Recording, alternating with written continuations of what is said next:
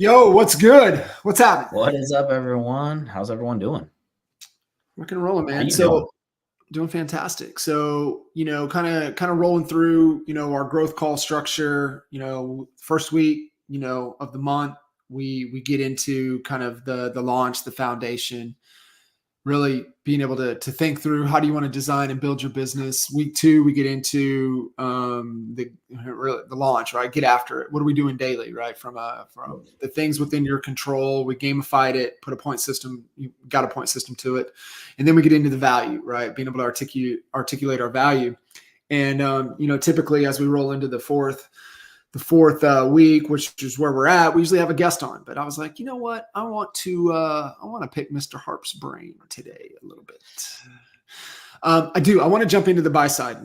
Definitely kind of a conversation that you and I had, yesterday, in regards to, when you step back and you look at, kind of business model, obviously, the first thing that we have to get real clear on is, the different customer segments, right, that we have. So you look at, okay, most traditionally in real estate, anybody that has a pulse that's wanting to buy or sell, right, we get after it. But, I think when you're really intentional and you go from, man, I'm tired of just being self-employed. I really want to think of this as a business and build a business. And that's what you and I help people do, right? We help them move from that phase of I'm self-employed and I really want to be a business owner. I want to build a business. And you can even do that type of mentality and build a business on a team, which you guys are incredible at. And so you look at those customer segments and you really think through, okay, well, what are the real customers in today's market? And I think that's where we're constantly always have to be evaluating, right? What's our business model? Who's our customer segments? What's the promise, the value proposition, the promise that we can make and keep to them? And so you've got buyers. Well, what type of buyers in the market today? Do we want to go high end? Do we want to, kind of where the sweet spot is? Do we want to work with first time? Do we want to work with buyers that need assist? Like, where's the opportunity? Same thing on the listing side, right? Like, do I want to work high end, people that may never sell, or they're looking for a certain image with who they work with, right? There's definitely some status requirement. Do we want to work with these type of homes? Do we want to work with below market value homes? Do we want to work with motivated homes? Do we want to work, like, what do we want to do? Who do we want to help? Do we want to work with investors? Do we want to work with, builders? Who is it, right? Like what is our promise?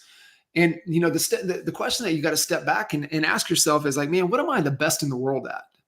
Like, where is my strength? And this is where we go in, we get clear. Right. So, asking you, John, what is y'all's strength? Like the Columbus House team has, over the last 10 years, what would we say? A lot heavier focused on the buy side. Historically, 65 to 70% buy side business.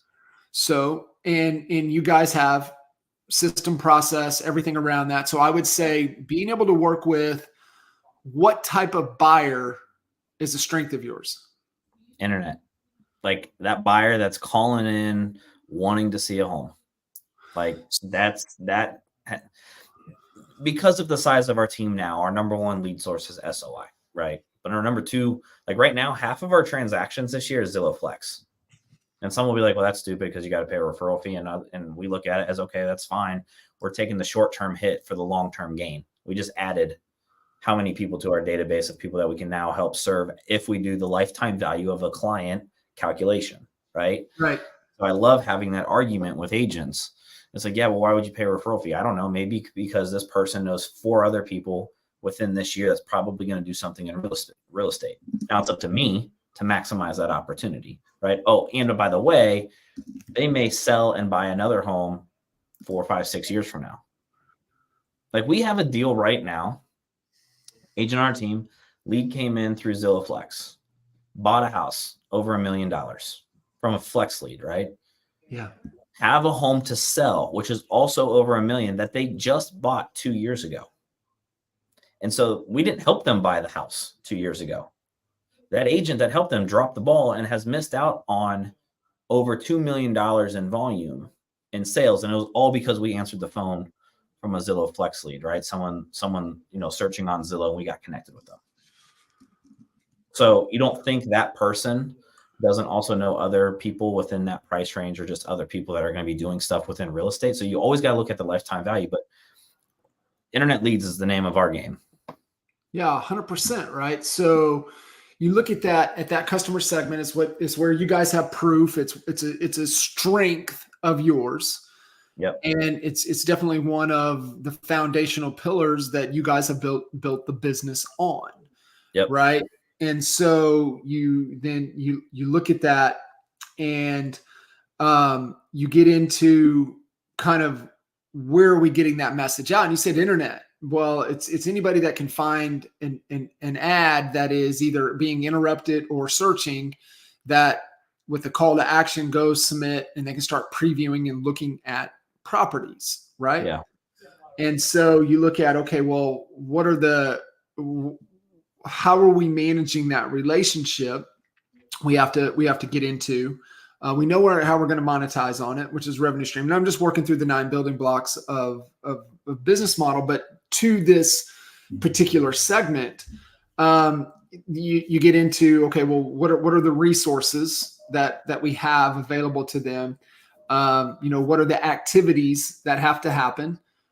And that's what I want to dive in on, right? What is that? And then kind of the key partnerships to be able to deliver on that promise. So as a business owner, it's like, okay, well, I need to have a partner with maybe somebody that's an ISA, right? That's somebody that's working through speed of response, having that first conversation.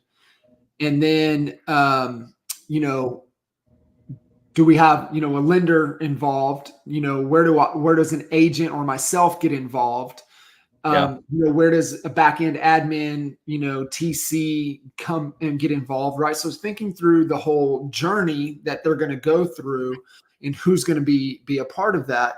And these are things, guys, that you have to think about if you want to grow and create some leverage and get to a way to where you can, scale your time when it comes to this particular source.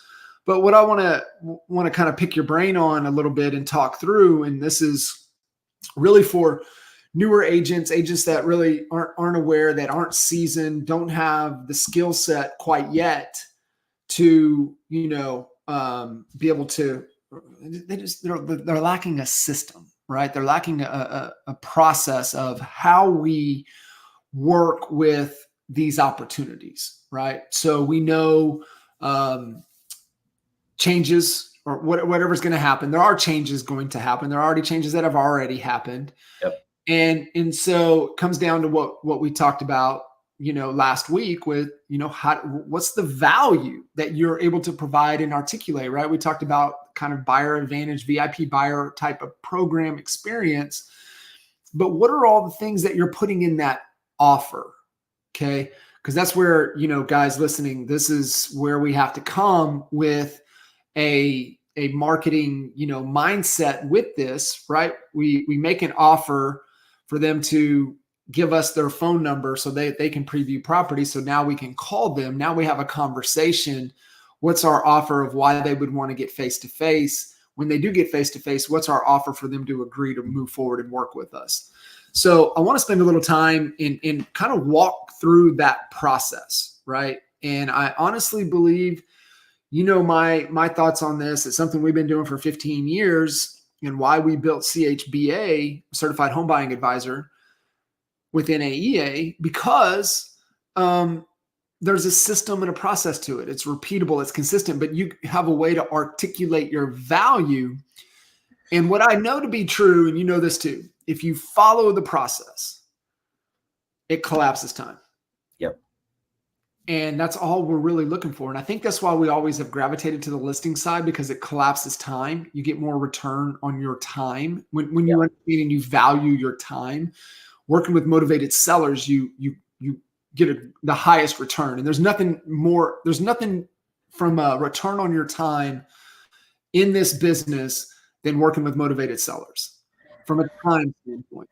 Yep. So we can collapse that time on the buy side, but I want to let's walk through this process, because I think with the changes coming, even what you and I were talking about yesterday, I think it's just yes, right? This is another thing, collapse time. Yeah. Back to what you shared a couple weeks ago from NAR is the number one thing, which is 50% of buyers want you to find the right home for them. Yep. They want to get into the best terms. They want the best deal. They want the lowest payment. And they want to see you fight for them. They want to see you negotiate some stuff for them.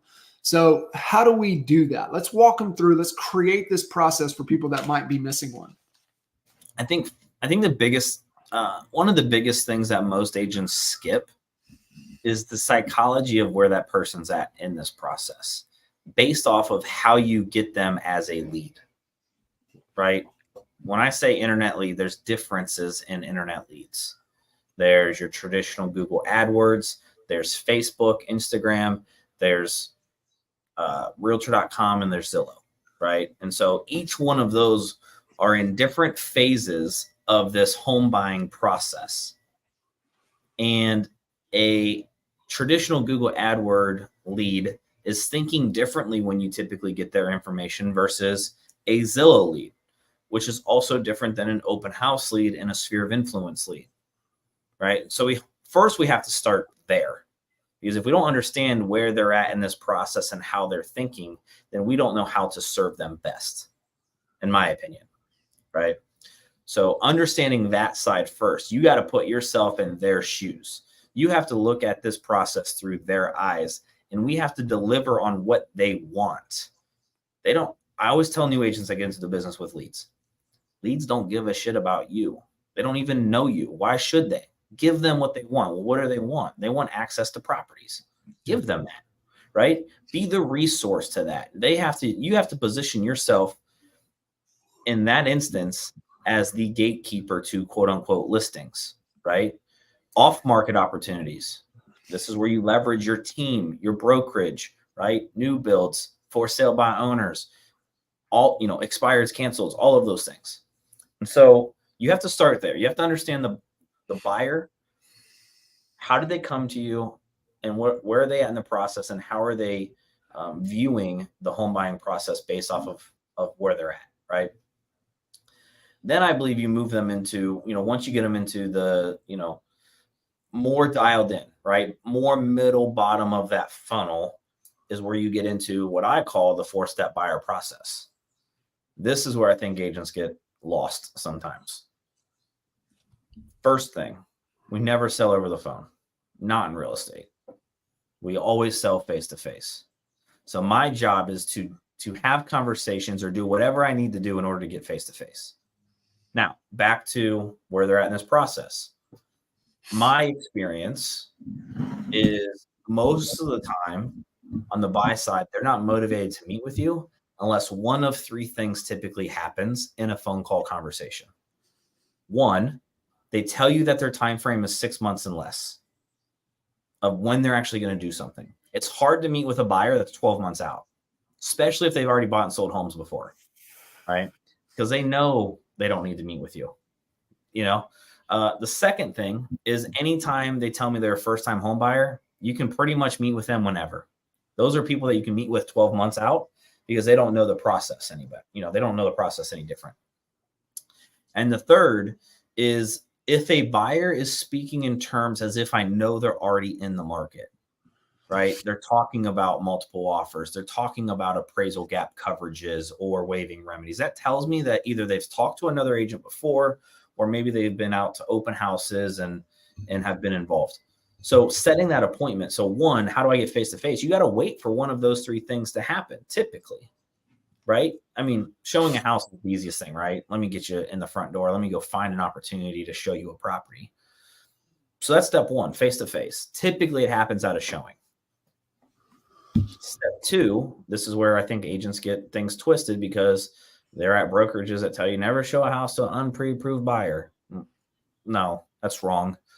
Show it to an pre-approved buyer because on the buy side, they typically only interview one agent. And so if I'm the agent that gets in front of them, I'm going to win, right? So step one, show them the house, right? To get face-to-face, even if they're not pre-approved. Step 2 is to do your consultation. This is where you're going to be able to articulate your knowledge. This is where you're going to be able to show some of the programs and services and guarantees that you offer. This is where you're going to be able to explain what's happening in the marketplace.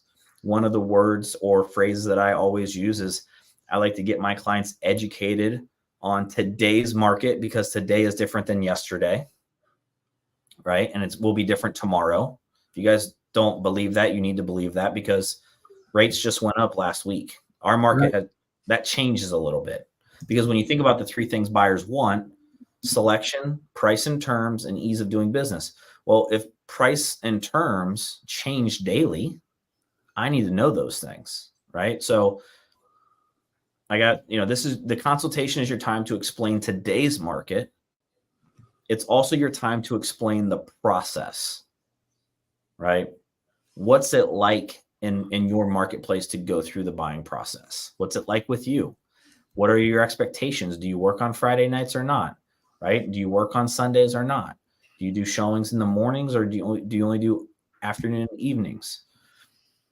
And then the third step is getting pre-approved.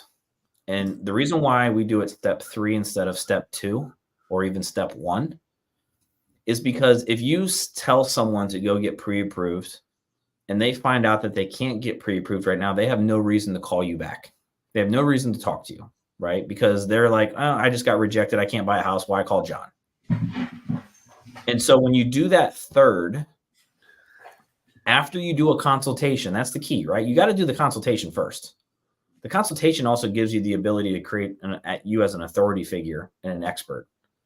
When you get them pre-approved third and they get denied, hey, John, spoke with the lender. Sounds like, it's not right now, but it's not never. So let's actually put a game plan in place based off of what the lender has shared with you and shared with me. So that way in 6 months or 8 months or 12 months down the road, you can then go buy a house. Now there's a reason for them to actually call you, or for you to call them, right? They see you differently because you just spent 30 minutes, 45 minutes, an hour, hour and a half with them going through this process of what to expect, right? It's just not happening today. It might just be delayed. And then the fourth step is obviously the hot topic right now, asking them to work with you exclusively.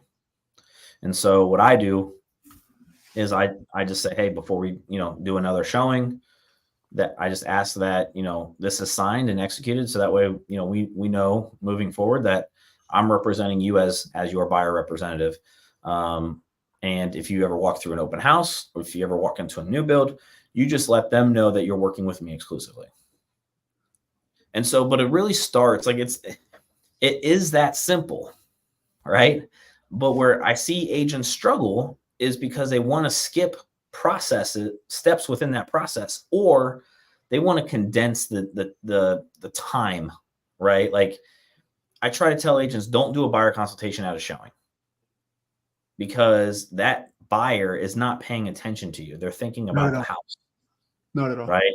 Like you have to do that in a different environment. I think Zoom is effective in today's world. The hard part with Zoom is if they got kids running around in the background, right? They're not focusing.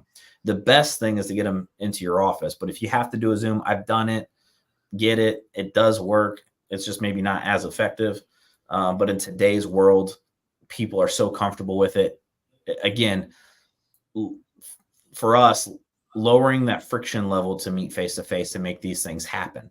That's why I always say, go show the house. Doesn't mean you got to show 10 houses if they're not pre-approved, but at least show one, right? Lower that friction level to get face-to-face. But you got to go back to the very beginning. You have to understand where they're at in this process and where did they come from. For example, open house. People walk through an open house. Those people typically did not wake up that day and say, oh, I think I want to start looking at houses and buy a house. Let's go stop at 4 of them. Usually they've been talking about it. They were searching online for a little while. And then they get to the point where, okay, let's, go out and start exploring houses. Those people are further down that funnel. Yeah. You got to treat them a little bit differently than the, Google AdWord lead or the Facebook lead that just signed up last night. 100%. And it's that. It's the small nuances of that 4-step process that agents try to skip or do differently, right? And when you don't do things in the right order, you don't get the right results. And it is that. I mean, it really is that simple, right? I mean, it's not complicated. We know what buyers want. They want selection. Cool. How do I deliver on that within my consultation or the way I speak? Like, I think these buyer agreements, EXP wrote out the single property 1-page document, right? I believe that is to my advantage over another agent because I can spin that however way I want, and I can make it as painful of a process that they may think they have to go through with other agents as opposed to just working with me. Yeah. Right. I can use that as a tool of saying, hey, if you've done showings and they haven't shown you this, technically they're not operating ethically based off of their license. Right. And so like I can say some of those things. And so with these new things in place, the person that's going to win is the person that is skilled on how they're delivering that message to the client. Right. Yeah. And again, it's differentiation. It's creating doubt. Well, shit, like, why would I want to go work with Bob? John just said he didn't even follow the rules of representing me. Like, why would I want to work with him? John was, trustworthy and straightforward. And oh, by the way, if I just sit down and do a consultation with him and sign an exclusive, I don't have to sign any more documents, right? Like, I don't have to call any more, agents.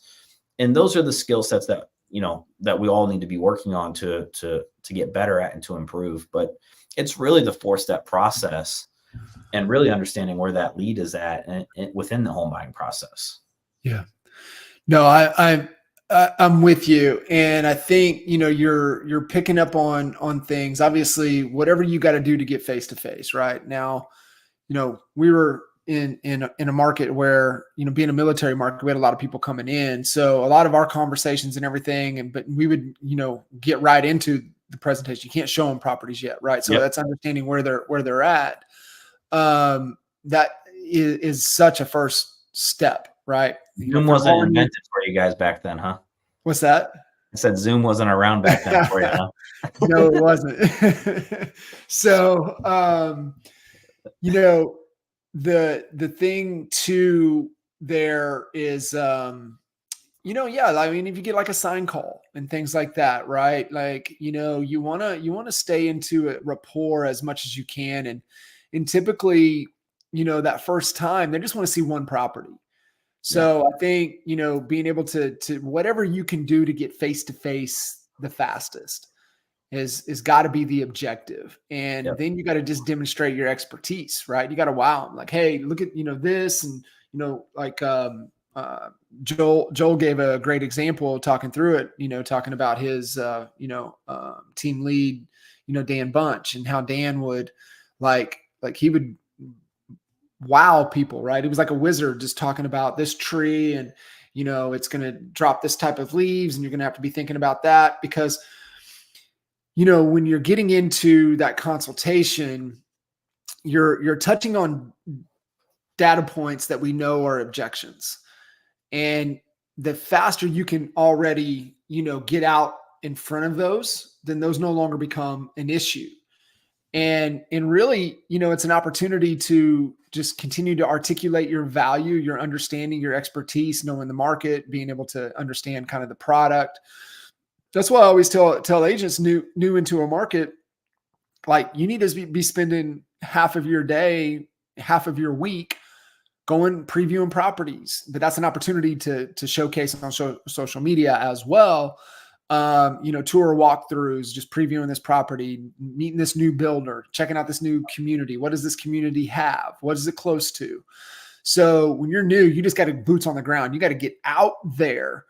And then when you meet with the buyers and meet with them for the first time, being able to do that, then find out, where they're at financially. That gives them a game plan, because remember, what is half of buyers want you to do? They want you to find them the right home, the right terms, and right there. So you need that's where, you know, you look at the business model, who your key players, your key relationships, your key partners in the process. That's why you got to have a great lender. You know, a great lender that you can just give a little bit of information to. They can get right back to you, say, hey, this is ballpark is where we're going to be. Obviously, it's not a hard approval, but you know, just kind of those guidelines of where we need to be. But then also to kind of, if you know they're going to be in a like super damn competitive multiple offer situation type of buyer, then you need to have that conversation, show them market data, part of your consultation with them. And, you know, we got to negotiate from a position of strength. So we're putting ourselves in the best position possible to win and not just out, you know, window shopping. We're actually going out with intent. That's what I mean by collapsing time. You know, you follow that 4-step process. And the fourth one there is really articulating your value, but also putting that plan in place, right? We got to be really strategic about our plan based upon what our goal is. And the resources that we have available to play and be able to put the best plan in place. Yeah. So I think, you know, it's always right things, right order. It's always thinking about that. And, you know, for you on the buy side, I think with buyers, you know, if you create too much friction, and make it hard, it'd probably be that one-time showing and they're going to ghost you after that. Yep. I always said, like, everyone deserves 30 minutes of my time. You know, like, that was always my philosophy. I'll give you 30 minutes, right? And that gives me the reason to get face-to-face. And you're right. A lot of times it's not just a showing, right? Like, you as the agent, that's your opportunity to show them that you know, knowledge of the market, that you know, parts of the house, right? You know, if you know, because obviously buyers, you know, those that work with a lot of buyers, right? Buyers walk in, they see all the cosmetic stuff, whether it's updated or not updated, but they're not paying attention to roof, right? They're not paying attention to, you know, dry rot around, you know, window seals or door jams, you know, right? They're not paying. So if you can get to the point where you know those things and then really say, hey guys, like, you know, that right there, you know, that might be a $3,000 repair, right? Hey, this right here, I know it looks bad, but it's really only like $100. You know, that's where people appreciate you. And because when I got into the business, I was 22 years old. I didn't know anything about houses, right? Like, I didn't pay attention to furnaces and all that kind of crap growing up. But I sat at a lot of inspections early on and I learned about homes, right? And then when you obviously start doing deals, you said it, right? Half your time should be spent driving around looking at houses. That's how you can notice the difference between what's a new roof and an old roof, right? What's a new furnace and an old furnace? What's, you know, single pane windows versus triple pane or single pane, right? And so those are the things that allow you to stick out. And it's not like you have to be, you know, look, the average agent sells what? 4 or 5 homes. That's your competition, right? That's the 80%. Yeah. And so when you get in front of people, it's not like you have to know every little nuance of a home. But you better be able to explain or pick things out, because that's where people will start appreciating your knowledge, right? Or understanding, you know, what's happening in that neighborhood or within that school district. Are there developments happening, right? What does that growth look like for that area or that part of town that you're in? Those are the differences, right? Yeah. That's where you can show, you know, that you know your stuff. And that's how you get clients. Now, I will say, the other thing that has really helped me over the years with buyers, I think this is my number one converting thing, is every single day, and I tell my clients this when I'm in the consultation, hey, I'm going to get you set up on a home search. This is going to send you everything that meets or exceeds your criteria. But also what I'm going to do is I'm going to send you properties every single day. I'm going to be in the MLS. Back in the day, before the market was crazy, I would go in every single morning, right? Because obviously homes weren't selling, you know, in 12 hours. In today's environment, you might have to do this twice a day, morning and an afternoon time. But I tell them, I said, hey, every day I'm going to go into the MLS Monday through Friday. Weekends are a little bit tough just because I'm usually out showing homes, all those things. I'm going to send you homes that meet 80% of the criteria you tell me, because I know, based off of my knowledge of floor plans, areas, right, style of build, style of layout, all of those things, that these may work for you based off of what we've spoken about that you want, even though it doesn't meet all of your criteria. And I always say, Worst case scenario, you say, hey, John, that's not it. We're not interested. Cool. No worries. Right. Best case scenario, I send you something that's not on your radar because it doesn't meet your criteria. We go out and we look at it and you fall in love with it and you write. And I've had those. But it's the act of me looking for the homes on their behalf. It gives me a reason to actually reach out to the lead. So what I would do is obviously they get their MLS or they get their search feed, right, of properties that meet or exceed their criteria. Every morning, potentially, I could send them a property myself. Sometimes there's days where there aren't anything that, would fit. I send them an email directly from my MLS, right? Hey, John, I saw this house. I know it doesn't meet all of your criteria. I know you wanted 4 beds. This is 3, but it meets everything else, right, that you want. Let me know what your thoughts are. Immediately send them an email, followed up by a quick text message. Hey, John, I just sent you a property via email. Take a look. Let me know. I just reached out to the client twice, and they're not going to get mad at you for reaching out that many times if you're actually delivering on something that they want. Selection, right? They will appreciate you even trying to find them something. Yeah. And that has helped me convert so many more internet leads over a lot of the other stuff because I'm actually putting in the work and working on their behalf. I love it. And it's so simple. It's like when I was buying my truck, the sales lady, she would send me stuff that I'm like, nah, not really. But I appreciated her actually giving me the opportunities to put it in front of me because I wasn't sitting there looking all day long. Now, some of our clients are sitting there looking all day long, right? But as the experts, we know there's a difference between a 1,200 square foot 2-story and a 1,200 square foot ranch with flow, feel, right? Same thing is if their minimum square footage requirements 2,000, are they really going to balk at 1,900? Probably not. But that 1,900 square foot house is never going to meet their criteria of their home search I have them set up on because it doesn't meet the minimum requirements. Love that. Yeah, it goes back to reminder. What do they want, right? What's in it for them? And you get clear on that initial that consultation, and that's just where you put the plan in place, and that's just part of it, right? Getting them to think through it, go through the process, go through your presentation, and that's to me what will help really collapse time if you just follow the process, trust the process. Yeah, sure. And it's not, you don't have to complicate it. It doesn't have to be this big thing. I mean, our buyer's agreement is right here. We put it in a magazine format. It's, I think, 16 pages. We don't go over every single page in depth. There's filler pages that we just simple highlight. And then there's pages that we get real detailed, right? And we go over, but it doesn't have to be this 2-hour thing. It doesn't have to be this, daunting task. But you do have to act as if, right? Like as fact, right? Like this is just how we do it. Mm-hmm. I sit down with all of my clients and here's why, right? Yeah. And here's what we talk about. Here's the reason behind it. Here's the objective. Here's what we're trying to accomplish. And then here's your next step, right? Most people want to be led, right? They want to know what to expect. What's the next step? What's the next 3 steps? Right. And so as long as we can sit down and explain those things, they'll be fine. Love it. I'm excited for July because I know I can spin that. And so, it's like when people get on your website, right, and you're talking to them like, hey, like, I'm so glad we got connected. And here's why. Because now you have access to every single home that's on the market for sale. You don't have to go to 10 different websites. Think about how consumers think, right? Put yourself in their shoes. Outside of Amazon, most of the time, if we're looking for a shirt, right, or pants, or like right now, we're shopping for patio furniture.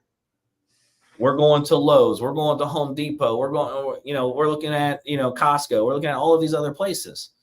So that's how the buyers think. They think they have to go to the Coldwell Banker Agent website. They think they have to go to the EXP. They think they have to go to Zillow and Realtor.com. Hey, John, I'm so glad we got connected. And here's why. You actually have access to every single home that's on the market for sale, listed by a real estate agent right through my website. And, oh, by the way, I have a mobile app for you that you can utilize to make your searching easier and right on your phone. right? In addition to that, I'm going to make sure that I get you connected with all of the off-market opportunities that we have through my connections with other agents, through my connections with builder reps in the area, and through my connections with for sale by owners, right? Yeah. So I am your one-stop shop when it comes to your home search needs, right? So like, that's how we have to present it, right? And so that's the same thing with the buyer agreements. I'm so glad we got connected. And here's why. Now you don't have to go to other agents and sign other documents and get all confused by different language that's being presented to you by other brokerages and what they have going on. Do you have 5 minutes so I can explain this one-page single property brokerage disclosure to you? Yeah. And if you don't think that they're not going to go sign with other people just to see properties, they're going to sign away just to see properties because they don't and I can care. make that process as hard and confusing for them to make them feel like nervous as to like, oh, I don't really want to sign a bunch of stuff just to look at homes, right? Let me just meet with John and I can get this done in one shot. Sure. Yeah. Absolutely, brother. I think it's good stuff, man. I know it is. It's really getting clear, having that process, articulate your value and capture that value. And so if you guys are struggling, you don't have that process, jump on a call, sevenfigurecall.com, jump on a call with us. If you're a team lead and you're kind of struggling how to get your team, to understand it or a system or process to get them to follow, collapse more time, be more efficient, jump on a call with us as well. Love to help you out and catch you guys next time. See you guys. See you.